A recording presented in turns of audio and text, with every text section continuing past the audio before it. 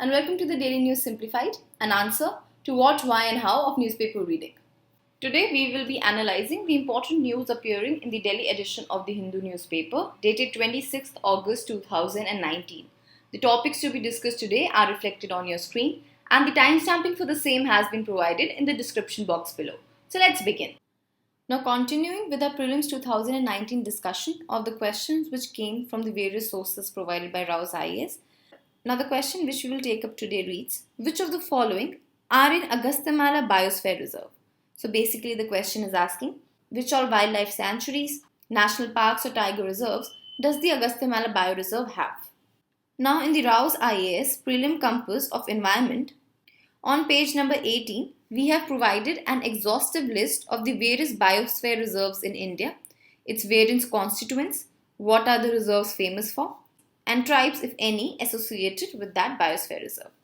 Now here, as you will see, Agasthyamala Biosphere Reserve covers the Pepara, Shendurni Wildlife Sanctuary as well as parts of Nayar Sanctuary in Kerala and the Kalakad Mundanthurai Tiger Reserve of Tamil Nadu. Furthermore, in the Rao's IAS Prelim Test Series, in the FLT, that is the full length test number 6, the question number 56 reads, which of the following statements about Nayar Wildlife Sanctuary are correct? And here it has been mentioned that it falls within the Agasthyamala Biosphere Reserve recognized by UNESCO.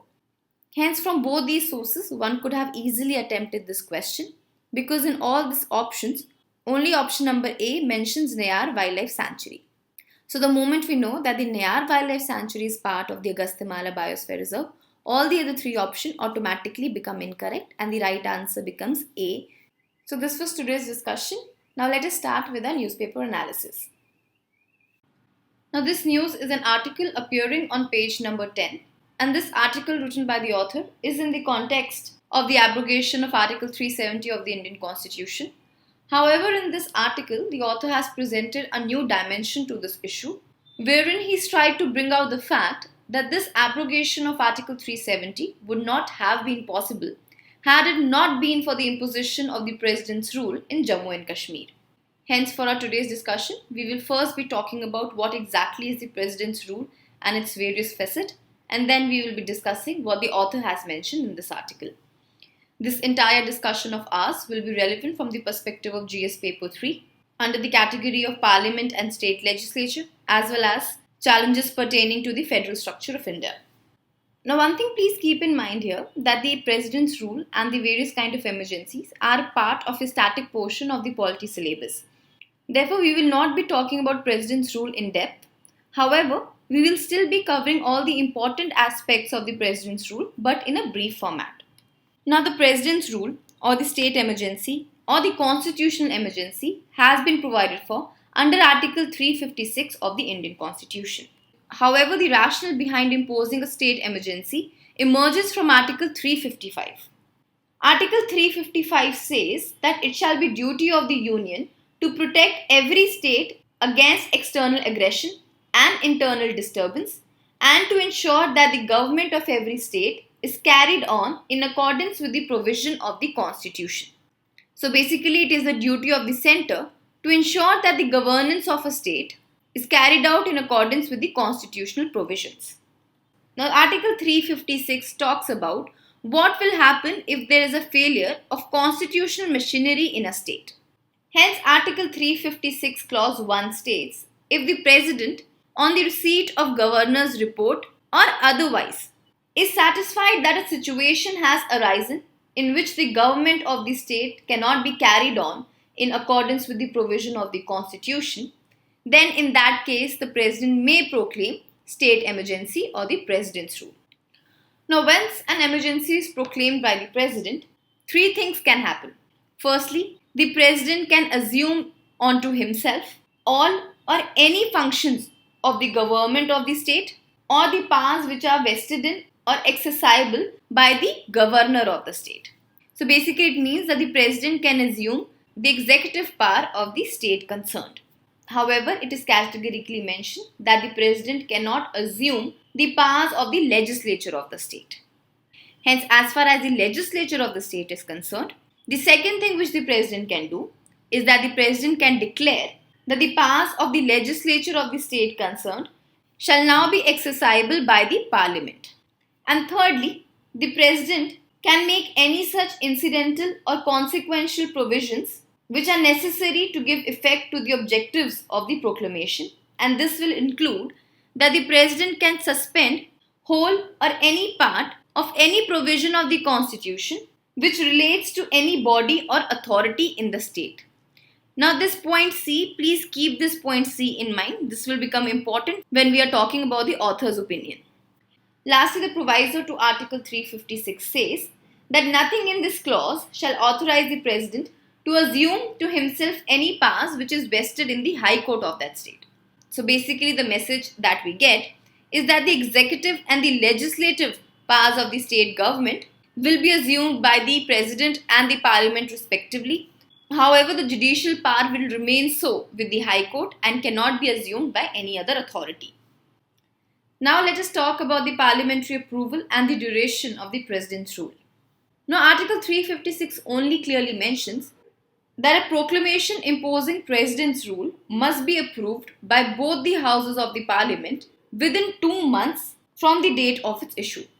However, if the proclamation of the President's rule is issued at a time when the Lok Sabha has been dissolved or the dissolution of the Lok Sabha takes place during the period of the 2 months, then that proclamation will survive for 30 days after the first meeting of the Lok Sabha, provided that the Rajya Sabha has approved such a proclamation in the meantime.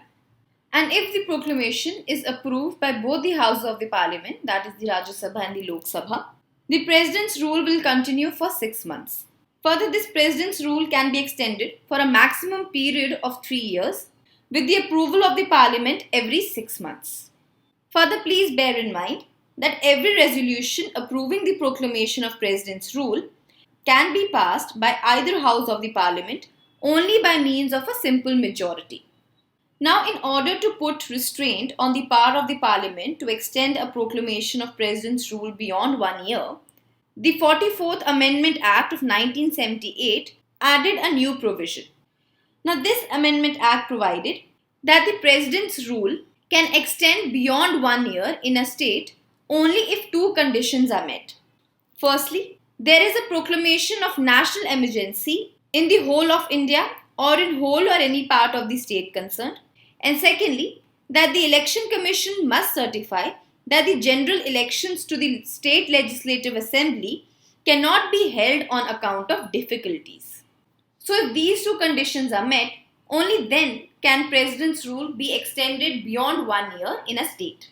Lastly, a proclamation of President's rule may be revoked by the President at any time, and such proclamation will not require any kind of parliamentary approval. Now, though we have spoken about the consequences earlier, let us again briefly look at them. Firstly, the state executive is dismissed because the President of India assumes the functions of the government as well as the powers of the governor. Therefore, when President's rule is imposed in a state, the President dismisses the State Council of Ministers headed by the Chief Minister. Further, the President can either suspend or dissolve the State Legislative Assembly, and hence it is the Parliament which passes the state legislative bills and the budget. However, there is no effect on the fundamental rights of the citizen during the proclamation of a state emergency. Lastly, please keep in mind that any law which is made by the Parliament or the President continues to be operative even after the President's rule end. That is to say, the law made by the Parliament or the President is not coterminous with the duration of the proclamation. However, such a law can be altered or repealed or revoked by the State Legislative Assembly after the end of President's rule. Next, let us talk about the scope of judicial review as far as the President's rule is concerned. Now, a very famous case related to President's rule is the S.R. Bommai case of 1994. Now, in this case, the Supreme Court laid down certain propositions. Firstly, the Supreme Court said that the President's proclamation imposing President's rule is subject to judicial review. Secondly, he said that the satisfaction of the President must be based on relevant material and should be bona fide. That is, it should not be malified or perverse in intention. Thirdly, the Supreme Court also stated that the state legislature will not be dissolved until the Parliament or both the houses approves the proclamation of the emergency. That is to say, the state legislature will be dissolved only after the President's proclamation gets approval from both the houses of the Parliament, and pending the approval of the Parliament, the state legislature can only be suspended. Further, in the Bommai case, the Supreme Court enlisted certain situations where a President's rule can be imposed, and these situations were based on the report of Sarkaria Commission on Centre-State Relations. The first situation is where after the general elections to the Assembly, no party secures a majority. That is, there is a hung Assembly. Secondly, where the party having a majority in the Assembly declines to form a ministry and the governor cannot find a coalition ministry commanding a majority in the Assembly. Thirdly, where a constitutional direction of the central government has been disregarded by the state government. Hence, if the centre gives a certain constitutional direction to the state and the state disregards it, then that too can be a ground to impose a President's rule. Next is internal subversion.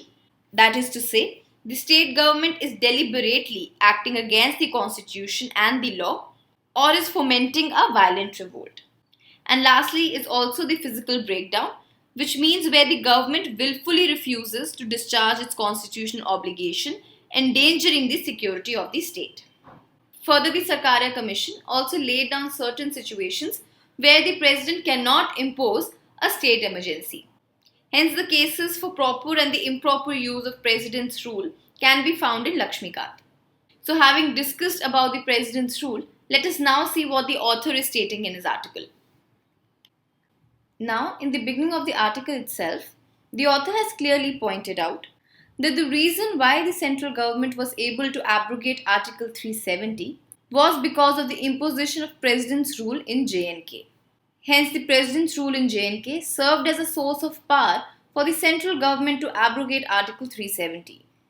Further, this imposition of President's rule also suspended the proviso to Article 3. Article 3 deals with the power of the Parliament to create or divide states as well as alter their boundaries. Now, proviso to Article 3 states that the President must refer any proposal to alter the state's name or boundaries to the State Legislative Assembly for its opinion. Further, in respect of J&K, there was an additional proviso which is only found in the Jammu and Kashmir's constitution. Because the Jammu and Kashmir's constitution says that the State Legislative Assembly of J&K must give its consent for any proposal to alter the name, size, area or boundary of the state. However, this provision in the J&K constitution was also suspended following the President's rule. Now here the author has asked a very pertinent question.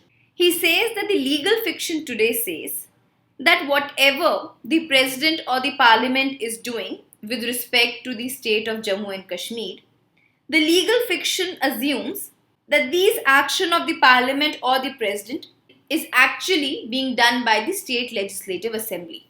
Because this is essentially what President rule actually means in practicality. That whatever the President or the Parliament is doing, that in reality is actually being done by the State Legislative Assembly because the President and the Parliament have assumed the power of the both legislature and the executive of the state concerned. Hence, in this regard, the author is saying, how far can this legal fiction be allowed to prevail? And whether there are any kind of limitation on this powers of the central government or what we call as the President's rule. Now, the two limitations which have been provided is firstly, as we discussed, that the President's rule is open to a judicial review. However, the scope of judicial review is only limited to the relevancy of the material which was provided to the President. The court, however, cannot delve into the fact whether the material which was provided was correct or not. Secondly, as per the Sarkaria Commission's recommendation, the State Legislative Assembly can be dissolved only after the Parliament of India gives approval for the President's rule. So these two provisions act as a limitation on the President's rule. However, moving ahead, the author is also stating that it is an accepted fact that India's federal structure is more tilted towards the centre. That is, there is an accepted unitary bias in India's federal policy. However, he says that various courts have time and again emphasized that state governments are supreme in certain limited domain of governance. Therefore, the state governments are not mere appendages of the center, and they too have certain kind of say and certain kind of power, irrespective of the fact that such a power is only for a limited domain or purposes. Therefore, the author is saying that though under Article 356, the center takes over all the power of the state government, however, there are certain functions that the states alone can do. And if these functions are allowed to be performed by the central government on behalf of the state government or the assembly under the garb of president's rule, then this concept that the states are supreme in their own domain will be completely destroyed, and hence this can prove very dangerous for the federal structure of India. And here the author has given us certain examples as to what can happen if all the powers of the state government are assumed by the center. Firstly, he says that all the suits which were instituted by the concerned state government against the center or any other state government can be withdrawn, or the claims against it can be conceded. Secondly, it says that the president's rule will give the Parliament of India the power to ratify constitutional amendment on behalf of the state government concerned. Because as you must be knowing, for certain kind of constitutional amendments, there is a requirement of ratification by half of the state governments concerned. And it is in this regard that if the state governments are not giving their consent, the Parliament of India can take the president's rule route in order to ratify such constitutional amendment on behalf of the state governments concerned.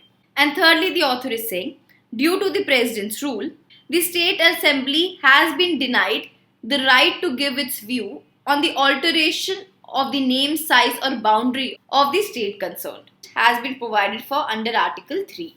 Additionally, the author has mentioned two extra points which are especially with respect to the state government of Jammu and Kashmir. He says that one is the power of the Jammu and Kashmir State Legislative Assembly to concur with the proposals to modify the way in which the provisions of the constitution has to apply to Jammu and Kashmir. As you must be knowing that this has been provided for under Article 370, which clearly states that the State Legislative Assembly of J&K must concur with the centre's decision to modify the ways in which certain provisions of the constitution will be applied to J&K. Hence, this power has also been taken away under the president's rule. The second thing is that again Article 370 clause 3 clearly mentioned that it will be the State Constituent Assembly of J&K which will recommend for the revocation of Article 370.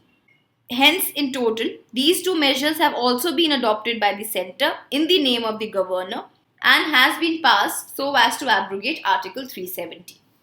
And finally, in the end, the author is stating that there should be certain implicit limitations on the centre's power when it imposes the president's rule. Firstly, the author is saying that the centre should only perform the routine functions under the president's rule on behalf of the state government. The author says that Article 356 itself states that this power of the president is invoked only with the objective to restore the constitutional governance, because that is what has been provided for under Article 355. Hence, the author opines that this Article 356 cannot be used to change the law, policy or the program of the state government which has been elected by the popular mandate of the people of that state. Hence, it is in this regard that the author says that the central government does not have a blanket power to alter any matter, especially a one in which the elected state government has a lot of stake. The best case in point is the abrogation of Article 370. Another thing which we earlier also spoke about was that the centre can use this president's rule to ratify constitutional amendments on behalf of the state governments. Hence, this of course is an inherent danger which can alter our federal polity. The author has given another instance where the entire federal structure of India can change. So the author says that during the president's rule, the centre may amend a state law, and thereafter the centre can pass a law saying that the specific subject matter will now be shifted from the state list to the union or the concurrent list. Further ahead, as you must be knowing, that shifting the subjects under the three list would require a constitutional amendment. Hence, here too, the central government can take the route of President's rule and then ratify this constitutional amendment itself on behalf of the other states. And therefore, this route can be used by the central government to abrogate any kind of state law. And thereafter, once the President's rule is over, the state government will not be able to repeal or amend this law, because by then that subject will not be under the state list and would have gone to the union on the concurrent list, thereby stripping the state government of its legislative competence, because the state government no longer will have the jurisdiction to deal with that particular subject. Hence, this is how the President's rule can be used in the future to change the entire basis of how the centre and the states deal under the Constitution of India. So this was the basic context of this article, and it is a very interesting read which gives us a very new perspective on this entire issue of abrogation of Article 370. And authors' this take on the President's rule can also become very important from the perspective of the mains examination. Now, based on a discussion of this article, please try and attempt this mains practice question. With this, let's move on to our next news. This news appears on page number 10 and reads, "Privacy no longer supreme." Now, this discussion of ours will become relevant from the perspective of GS Paper 2 under the category of Polity and Governance. Now, in this article, the author is basically trying to say that despite the fact that the right to privacy judgment was delivered by the Supreme Court 2 years back in 2017, however, even today, the government is continuing to commission and execute mass surveillance programs. And despite the fact that we do have data protection law in India, but there is a need that this data protection law should be right-based so that data surveillance can be regulated in a correct manner with an effective judicial oversight. Let us first briefly talk about this right to privacy judgment. Now, in 2017, the Supreme Court in Justice K.S. Puttaswamy versus the Union of India case ruled that right to privacy is a fundamental right of the citizen of this country, which is read into the right of life and personal liberty, which has been guaranteed under Article 21. Further, the court also said that such right to privacy is very inherent in each individual and is an inseparable part of the human element which dwells within. Therefore, right to privacy was called as an intrinsic and inseparable part of the human existence. However, after saying so, the Supreme Court also held that just like other fundamental rights, the right to privacy is also not absolute, and there can be a law which can restrict this right to privacy.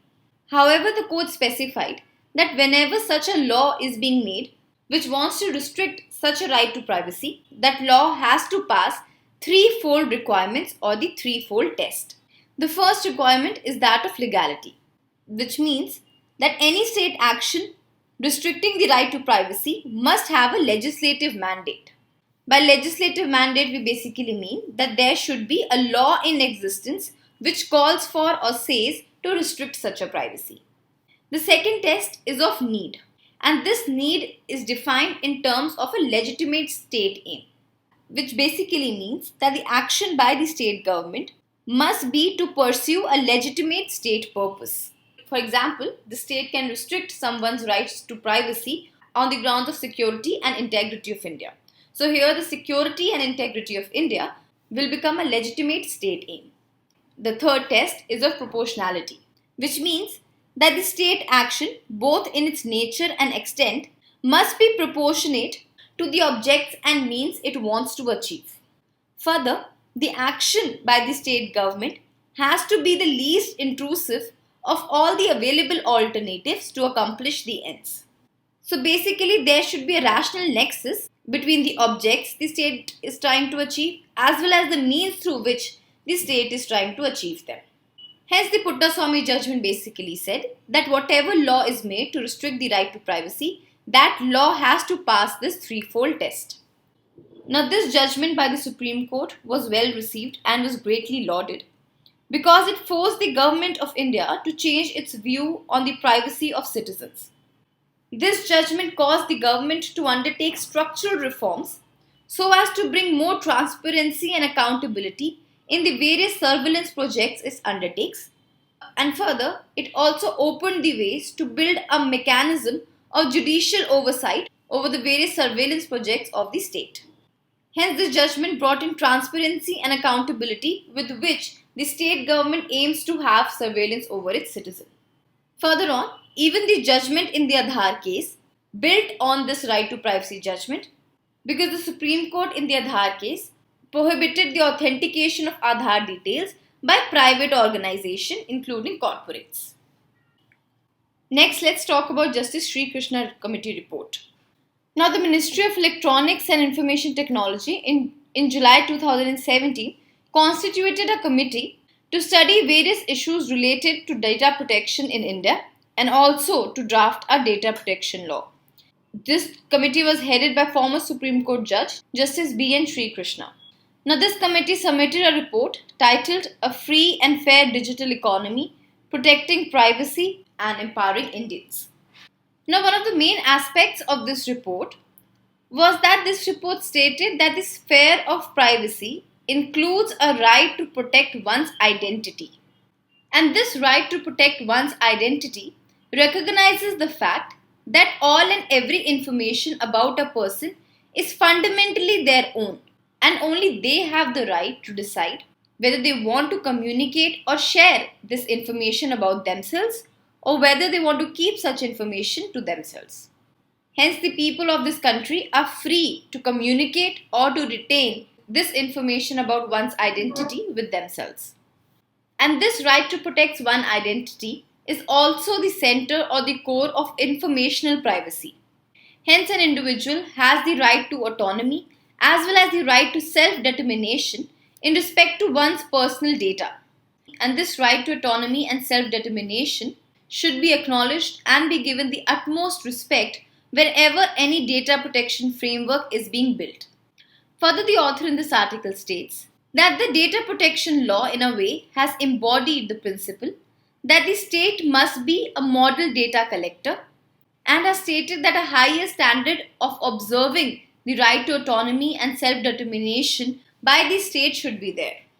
Further, this data protection law has also created a data protection authority, which is an independent regulatory body whose main function is to look after the enforcement and effective implementation of the data protection law. Now, basically, the DPA has four major functions, namely monitoring and enforcement of the data protection law. Second is the legal affairs policies as well as standard setting. Third is about research and awareness. And fourth is related to inquiry, grievance handling and adjudication. Moving ahead, the author has spoken about certain mass surveillance steps which has been taken by the government in a complete disregard to the right to privacy of the people. Now, the author is saying that despite the judgment on right to privacy, Aadhaar, as well as the draft data protection law, the government has continued to commission and execute mass surveillance programs on the grounds of national security, and this the government has done without giving any little regard to the threefold requirement of legality, need and proportionality which was mentioned in the Puttaswamy judgment. A few examples of this is that in December 2008, the Ministry of Home Affairs authorized 10 central agencies to intercept, monitor and decrypt any information generated, transmitted, received, stored in any computer in India. And this notification is currently challenged in the Supreme Court. Further, the Minister of Information Broadcasting also floated a tender for Social Media Monitoring Hub. And this Social Media Monitoring Hub is just a better way of calling a technical solution whose main purpose is to snoop on all the social media communications, including the emails of the citizens of this country. However, the government had to withdraw this project following the petition in the Supreme Court. In fact, if you would have been reading the newspaper, even last week there was a news where the government has requested that the social media accounts of citizens, such as the ones on Facebook and WhatsApp, should be linked with the Aadhaar. Now, the government said that this linking between the social accounts and the Aadhaar number is very important because this will help the government to track all those people who are spreading false or fake news.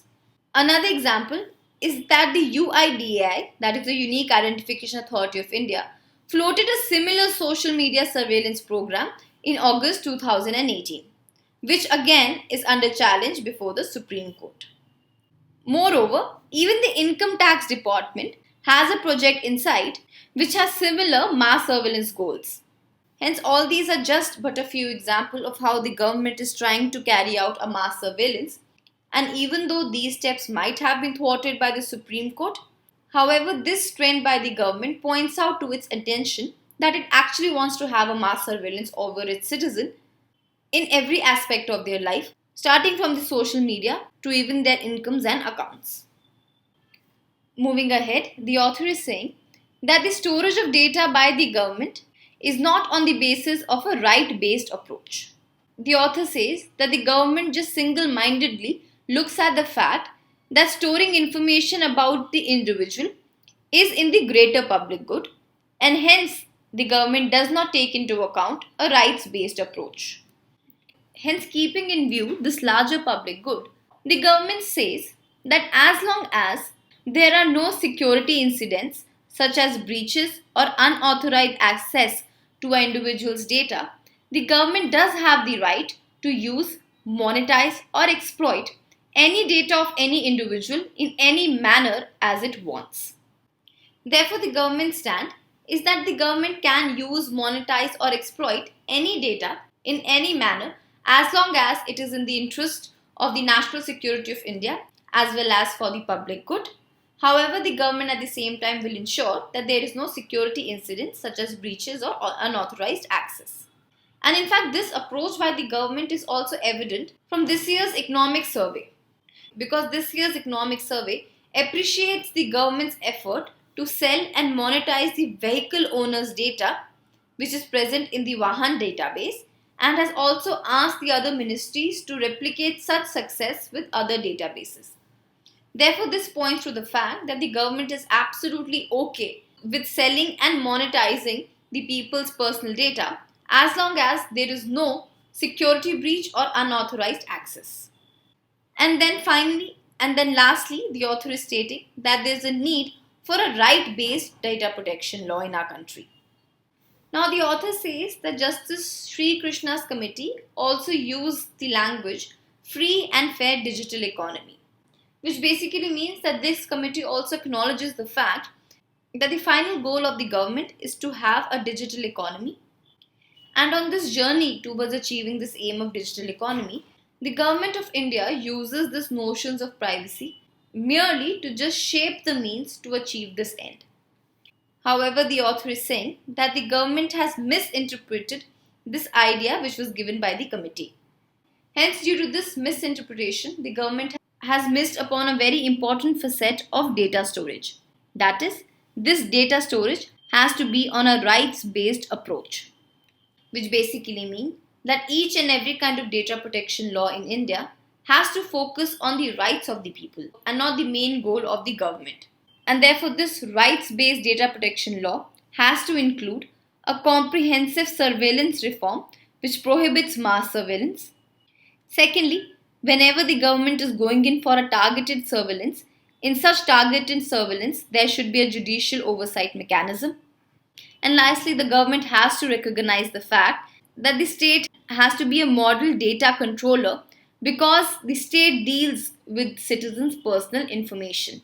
Hence, it is the state which has to take up the responsibility of protecting an individual's personal information. So this was all what this article was stating. With this, let's move on to our next news. This news has been taken from page number 13 and reads, IMF report flags several delays in India's data reporting. Now, this discussion of ours will be relevant both from the perspective of GS paper 2 as well as from the perspective of GS paper 3. Now, the context of the news is that the International Monetary Fund has recently come out with the annual observance report of the Special Data Dissemination Standard for 2018. And in this report, the IMF has stated that India has failed to comply with multiple requirements prescribed in the Special Data Dissemination Standards. And this Special Data Dissemination Standard, or the SDDS, is mandatory for all IMF members.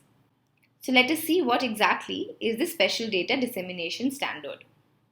Now, the IMF, in order to make the member countries more transparent and open, it has set up voluntary standards for dissemination of economic and financial data.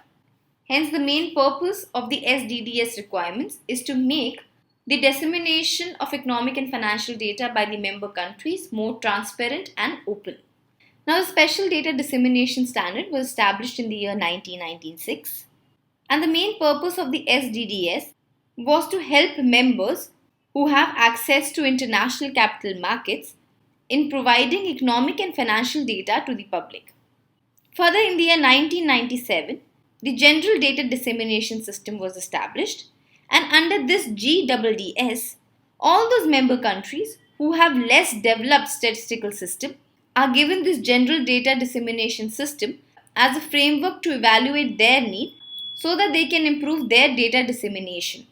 So please keep in mind that the Special Data Dissemination is for all those members who have or might seek access to international capital market, whereas the General Data Dissemination System is for all those countries which have a less developed statistical system.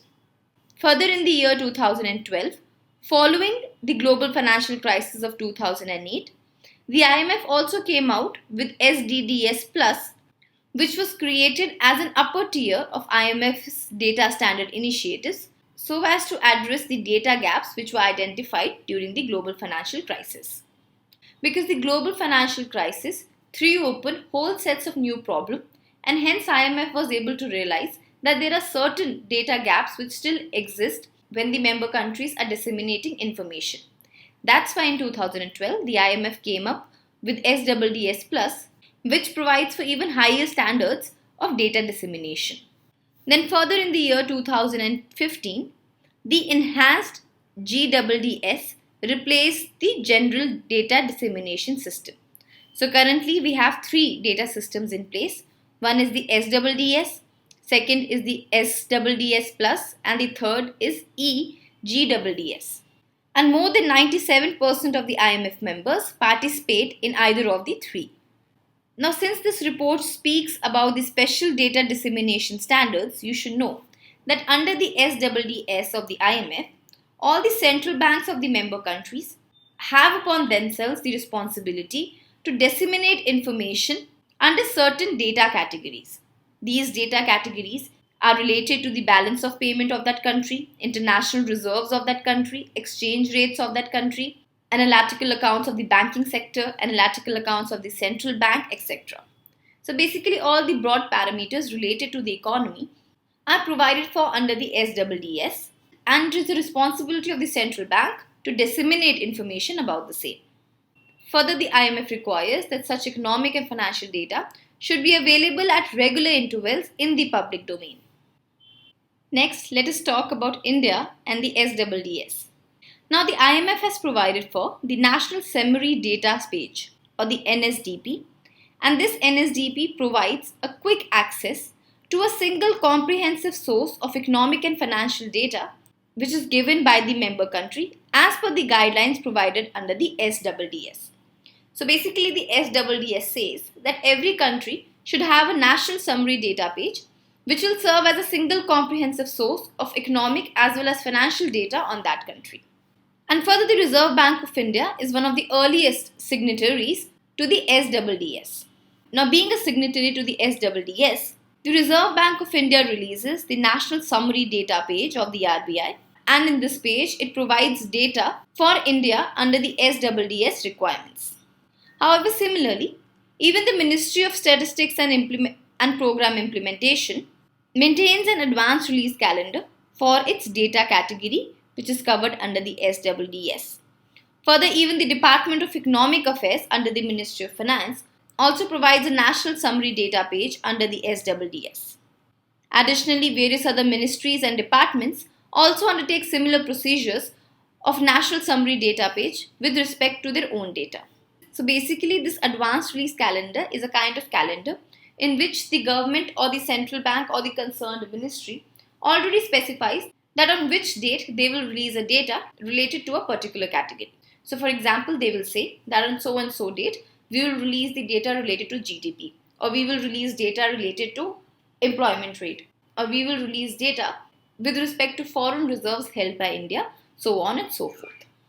Now, as far as the compliance and deviation under the SDDS is concerned, the IMF comes out with a yearly observance report for each member country, and in that report it states whether the member country were complying with the requirements of the SDDS under each data category or not. Now, there are several data categories which the IMF considers are very important to capture a nation's economic health. And these would include, of course, the national accounts in GDP, GNI terms, production indices, employment figures, etc. Now, this yearly observance report by the IMF lists three types of deviation from the SDDS. The first deviation is with respect to the delay in data dissemination from the periodicity prescribed in the SDDS. So, for example, if the SDS says that data X has to be released on data Y, and if the country is late in disseminating that data, then it will fall under first kind of deviation. The second deviation occurs when the member countries do not list a data category in their advanced release calendar despite the category being mandated by the SDDS. So, for example, if the SDDS says that we have to come out with figures of unemployment or the employment rate, however, India in its advanced release calendar does not even mention or list this data category, then this will be a deviation. And finally, the third deviation occurs when the data is not disseminated at all for a particular period. So these are the three basic categories of deviation. Lastly, let us see what is the observation of the IMF with respect to India from this report. Now, IMF says that India has failed to comply with multiple requirements which have been prescribed under the SDDS, whereby India had non-compliance in multiple categories in the year 2018 and even somewhere in the year 2017. And this non-compliance in 2017 and 18 has put a break in the otherwise near-perfect dissemination record of India in the past years. So earlier, India always used to disseminate information on time. However, in the year 2018 and 17, India faltered. However, it is to be noted that the IMF has said that India's deviation are not serious. However, the continuation of such deviations may lead to problem in the future. The reason why the IMF has marked such deviations as non-serious is because the deviation happened due to delay in posting of data rather than withholding of data. Now, as we spoke about earlier, there are several agencies in India which take care about different categories of data. Hence, many a time it does happen due to the absence of a single agency which can collate this data and then post it or publish it. Since several agencies are publishing data of their domain themselves, hence sometimes it leads to delay in posting of data. Additionally, concerns have been raised within India over the quality and release of data by the Government of India. Example of this was the delay in the periodic labor force survey data, or the quality of the GDP back series data, or the withholding of the caste census data. So in totality, we can say that though the non-compliance by India today has been termed as non-serious, however, if India continues to do so, this will invite a lot of backlash from the IMF, especially as it can bring a bad reputation to India. Because earlier also India had a near perfect record for dissemination of information. However, due to certain reasons, the government has been a little lax in releasing information in the last 2 years. However, this should be corrected so that India can maintain its international reputation. So this was all what this article was saying. With this, let's move on to our next news. This news has been taken from page number 7 and it reads, IISER's teams find may help fight drug-resistance infection. Now this discussion of ours is important from the perspective of GS paper 3 under the category of science and technology. Now the context of the news is that a group of scientists from the Indian Institute of Science Education and Research, Pune, have claimed that they have determined the atomic structure of a complex bacterial protein known as the McrBC. And it is this protein which helps to prevent viral infections in bacteria and hence also functions like a molecular scissor. Therefore, understanding this atomic structure of the McrBC will also help us to understand the working of a molecular scissor. Further, the team has created a high resolution structure of the NCRB by using the electron chiromicroscopy, commonly known as the chiro-EM. Let us first understand how does a molecular scissor actually work. Now, just like human beings, even bacteria too have an elaborate defense system, and this defense system is used to combat phages or the viruses which can infect these bacterial cells. So, phages are basically groups of virus that can infect and kill bacterial cells. Now, basically what these phages do is that these phages inject their DNA into the bacterial cell, and thereby they keep on multiplying and duplicating and finally reach a stage where this virus eventually bursts out of the bacterial cell to infect many more other bacterial cells. Hence, to prevent such kind of infection from the phages or the viruses, the bacteria have specialized molecular scissors which specifically cut the foreign DNA of the virus, thereby preventing their multiplication in the bacterial cells. So basically the concept of molecular scissor is that cells, both in human and even bacterial cells, have a unique mechanism to protect themselves from attack from viruses, fungi and other kind of pathogens. Now inside each cell lies a special group of proteins called the restriction enzymes.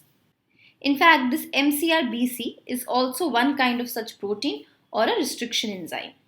Now this restriction enzyme or the special proteins cut the DNA of a foreign organism into small pieces before it has the chance to damage the cell. Hence, in a way, these enzymes just act like scissors and they can chop up a piece of DNA into very small pieces. Additionally, the molecular scissor which is present in the bacteria also helps to regulate the entry of other foreign DNA that might host an antibiotic resistant gene. So hence this is how the concept of molecular scissor works. Next, let us talk about the phage therapy. Now this determination of the McrB structure has a long-term implication, especially in the phage therapy, and could also help to combat AMR or the drug resistance infection in the future. Now phage therapy is wherein bacterial viruses or phages are used to treat bacterial infection. As we studied earlier, phages are a group of viruses that infect and kill bacterial cells. Hence, phage therapy is the therapeutic use of bacteriophages to treat bacterial infections. As far as the history of phage therapy is concerned, research into phage therapy declined in the Western countries after Alexander Fleming discovered antibiotics in the 1940s. However, it continued in the erstwhile Soviet Union, especially in Georgia, because in Georgia there was a pioneering French-Canadian microbiologist who was one of the co-discoverers of the bacteriophages. However, with an increase in the use of antibiotics, it has been observed that bacteria have started to acquire resistance to various kinds of antibiotics. Hence, now we need new kind of means to kill bacterial infection. Hence, there is a renaissance in the phage therapy. Now, with regards to the McrBC has a unique feature that this protein requires to be powered by an inbuilt motor that uses the GTP or the guanidinone triphosphate. And this GTP is like an energy currency of this bacterial cell and functions as a fuel to cut the foreign DNA. So basically, if this GTP will not be there, then the McrB will not be able to work as a molecular scissor. Hence, it was in this regard that we had to know the atomic structure of the McrBs so that we can know how the McrBC works. And now that we know that the McrBC is fueled by the GTP, the next step in the research will be to develop a process through which we can cut this GTP from the McrBC. Additionally, it has been found that whenever there is a drug-resistant strain in a bacteria, that bacteria does not have this McrBC machinery and therefore they become resistant to antibiotics. So this was all about this article. Additional information about the microbiologist who worked in this field of bacterial immunity has been attached in the PDF. You can refer to that for more information. With this, let's move on to our next news. This article has been taken from page number 11 and it reads, "A bottom-up approach to conservation." Now the backdrop of this article is with respect to the back-to-back floods which are occurring in the state of Kerala. And hence in this regard, the author in this article has stated the importance of ecological conservation of the Western Ghat by using a bottoms-up approach by empowering the grassroots institutions such as Gram Panchayat for environmental conservation. Therefore, in this regard, the author in this article has highlighted the recommendations of the Western Ghats Ecology Expert Panel and also the importance of involving the Panchayati Raj institution for the conservation of Western Ghats. Let us first see what were the recommendations given by the WGEEP. Now, this Western Ghats panel called for a model of conservation which was compatible with development. Hence, the panel said that conservation as well as the development should go hand in hand. Secondly, the panel recommended that all those areas which are ecologically sensitive within the Western Ghats region should be categorized as ecologically sensitive zones under the Environment Protection Act of 1986. Next, the panel also suggested that 60% of the total area of the Western Ghats in Kerala should be classified as a zone of highest ecological sensitivity or the ESZ1. And this 60% of the total area will include the wildlife sanctuaries and national park. In fact, this was also a recommendation of the National Forest Policy. Now, this panel also stated that in Kerala, rainfall increases with the elevation. That is, higher a place, the more rainfall it is bound to receive. Hence, this combination of high rainfall and steep slope makes all those localities nearby such areas very vulnerable to landslides. Hence, all those areas which are prone to landslides should also come under ESZ1. Further, the panel said that the extent and quality of natural vegetation should be the third indicator for classifying an area as ESZ1. The panel placed reliance on the fact that in all those areas which has natural vegetation intact, in those areas landslides are under check. It is because the roots of the trees bind the soil and hence the soil is not able to slide down. Therefore, any disturbance to such kind of vegetation will render any locality which has steep slopes and experiences high rainfall susceptible to landslides. Further, the panel stated that there are certain activities which should be avoided in this ESZ1 areas. These activities include quarrying or mining, replacement of natural vegetation with new plantation, leveling of the land using heavy machinery, or construction of houses and roads. Hence, in conclusion, the author just stated that had these recommendations been adopted and accepted in the past, the extent and intensity of landslides in Kerala would have been much lower. Let us now see what was the role played by the Panchayati Raj institutions in Kerala to maintain the ecological balance as well as conservation of environment. Now, a very landmark case in the contribution of the PRIs was the Coca-Cola case. The Kerala High Court had ruled in favor of the Plashimada Panchayat and cancelled the license of Coca-Cola company because this company was polluting and depleting the groundwater reserves, drying up the wells and adversely impacting agricultural and livelihood in that area. In this case, the Panchayati Raj institution invoked its constitutional right, arguing that it was the responsibility as well as the duty of the PRI to protect the well-being of its citizens, and hence the Panchayati Raj institution had the right to either cancel or refuse permission for anything that affected its citizen adversely. In this case, it was the damage to the environment.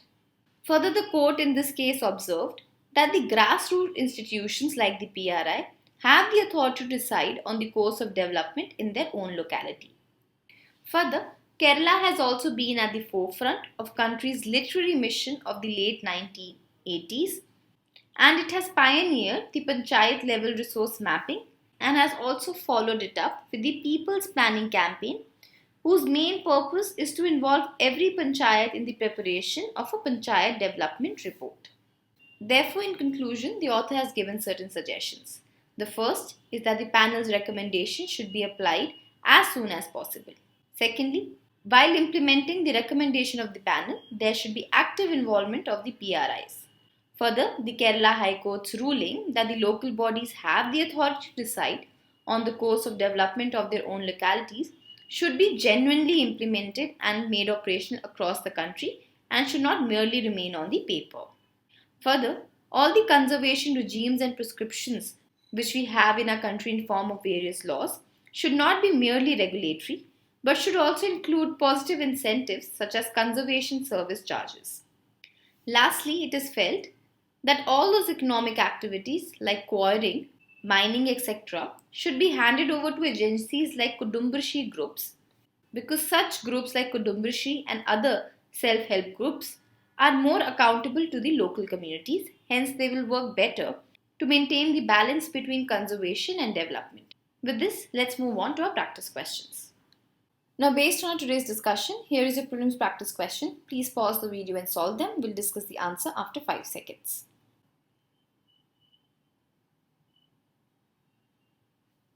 Question number 1 is with respect to President's rule. The first statement, President can assume onto himself the legislative and the executive power of the state, but not the judicial power. Now, this is an incorrect statement, because the President can only assume the executive power of the state onto himself, whereas the legislative power of the state gets passed on to the Parliament and not onto the President. Second statement, it can be imposed if the constitutional direction by the centre is disregarded by the state. Now, this is a correct statement. Hence, the right answer becomes B, 2 only. Question number 2 reads, Special data dissemination standard, often seen in news, is related to, and the right answer is B, International Monetary Fund. Question number 3 reads, consider the following statements. Number 1, phages are viruses that kill bacteria. This is correct. Number 2, molecular scissors of the bacteria are ineffective against foreign DNA that might host an antibiotic resistance gene. Now, this is incorrect. The molecular scissors of bacteria also regulate the entry of other foreign DNA that might host an antibiotic resistance gene. Hence, the right answer to this question is A, 1 only. Question number 4 reads, Justice K.S. Puttaswamy versus Union of India case is with respect to, and the right answer is A, right to privacy. With this, we come to an end for today's discussion. Let's move to the question for the day.